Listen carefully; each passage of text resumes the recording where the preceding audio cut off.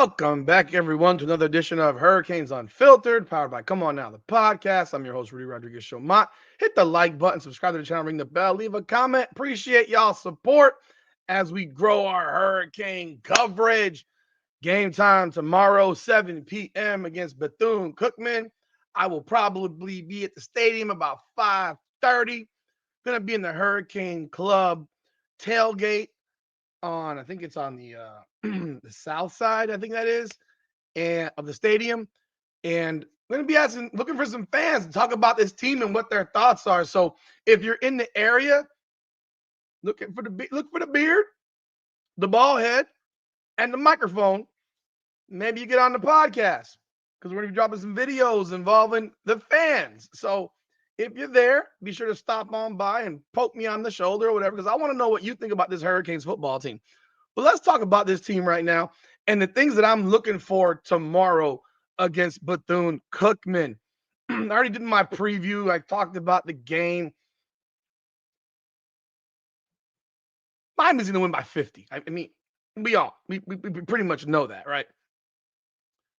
But I want to know, there are things that I do want to see.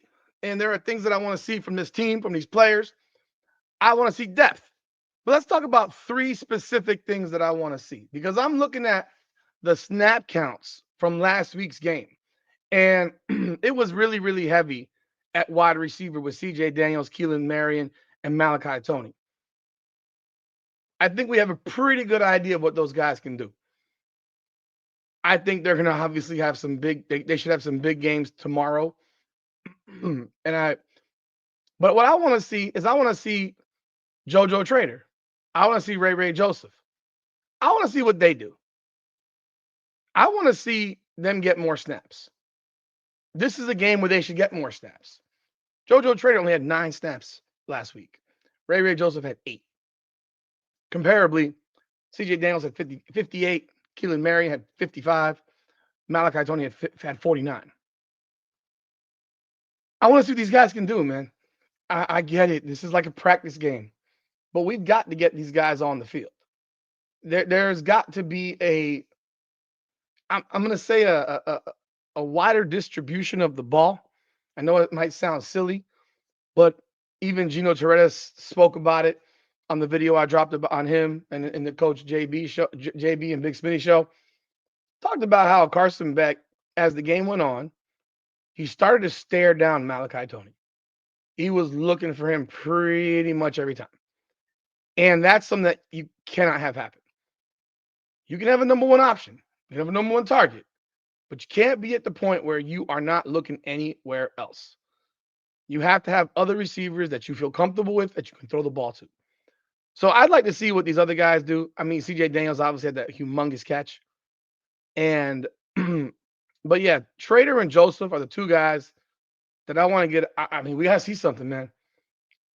I mean, JoJo Trader, from what I recall, was a top 30 recruit. And clearly he's not Jeremiah Smith, but 9 snaps. Obviously, he's not doing enough in practice to get more snaps in the game. But in this particular game, he should see more snaps. And when the ball comes his way, he needs to make plays. I want to see that from him and Ray Joseph. So that's one thing that I do want to see. I want to see more snaps for some of these wide receivers. Running back wise, it was a pretty even distribution between Mark Fletcher and Marty Brown. Fletcher had 33 snaps. Marty Brown had 27. Jordan Lyle only had 10. I want to see a 100-yard runner tomorrow. I want to see at least one of these guys get 100 yards rushing. That I think is absolutely a must. I want to see I want to see some 100-yard rusher tomorrow. That's what I'm looking for. I need to see a dominating offensive line performance. They dominated Notre Dame. That whole line kicked ass.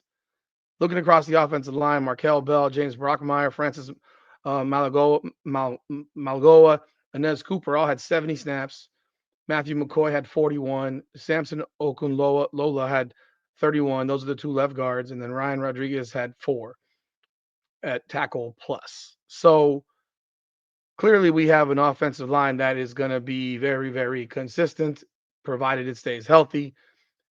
and they paved some holes against Notre Dame. I expect them to pave massive, gaping, tractor trailer size holes for one of these running backs, or maybe both of these running backs, to break out some big runs and break 100 yards individually. So that's the second thing that I would like to see tomorrow. I also want to see now defensively, I want to see the defensive line, while it did play well against Notre Dame and it did have the big plays at the end of the game, we need to see some more sacks. We need to see some meat at the middle, hits, knockouts. I want to see these defensive linemen get to the quarterback. Canes had, I think, 3 sacks in the first game against Notre Dame, and 2 of them came in the last minute of the game. I would like to see at least 5 sacks from this defense without blitzing. I don't want to see blitzing sacks. I want to see defensive line domination and getting to that quarterback. That's very, very important. Naturally, you want to get as many defensive linemen in there and get as many reps as possible. So you want to see them all perform well. But that's something that's big to me. And then on top of that, defensive back wise, I want to see a pick or two from defensive backs. Don't want to see any big plays. I don't want to see any breakdowns. This is not a team that you're playing against that you should have any breakdowns in. For Christ's sakes, they only scored 9 points against FIU. So if they score more than 9 points against this defense, I'm going to be irritated. And I'm sure many Hurricanes fans will probably be irritated. So it starts with the defensive line, and then those DBs got to take care of business, do their jobs, no breakdowns, no losses in coverage. Of course, linebacker play got to be important. Is important. But realistically, if you look at the corner play, there was a lot of guys that got snaps. Kalante Scott, Xavier Lucas, OJ Frederick, Ethan O'Connor, Damari Brown all got 25 or more snaps. At safety, Jacoby Thomas and Zachariah Poyser both got 50 plus snaps. Bryce Fitzgerald is a young guy out of Columbus who he had 9 snaps, and he didn't have a spring in Miami. He didn't do early enrollment because Columbus High School doesn't allow it. But Mario Cristobal spoke very, very highly of Fitzgerald in the post-game presser last week. So I expect Bryce Fitzgerald to get more opportunities tomorrow night. So when it comes down to it, yeah, I'm looking to see other guys get chances. I'm looking to see other guys perform. But at the end of the day, you're looking for a massive win, a blowout win, a game that's not close, and go from there and get ready for South Florida. You want to see no one get injured, no injuries. That is absolutely paramount. Miami does play their first 4 games on their home field, so anything less than 4-0 would be unacceptable for this team, in my opinion, including Florida. So let's see what happens. But again, like I said, JoJo Trader, Ray Joseph, I want to see you show up. I want to see a 100-yard rusher, 5 sacks, and at least a couple of picks from the DBs. Y'all let me know what y'all want to see in the comments. Want to hear what you got to say. Like the video, subscribe to the channel. Oh, yeah, Dylan Joyce, you may not have to punt, but if you do have to punt, 50-plus yards, please. I'd appreciate that. That's all I got. Hit that like button, subscribe to the channel, leave a comment. Let me know what you think. This is Hurricanes Unfiltered, powered by Come On Now, the podcast. Come on now.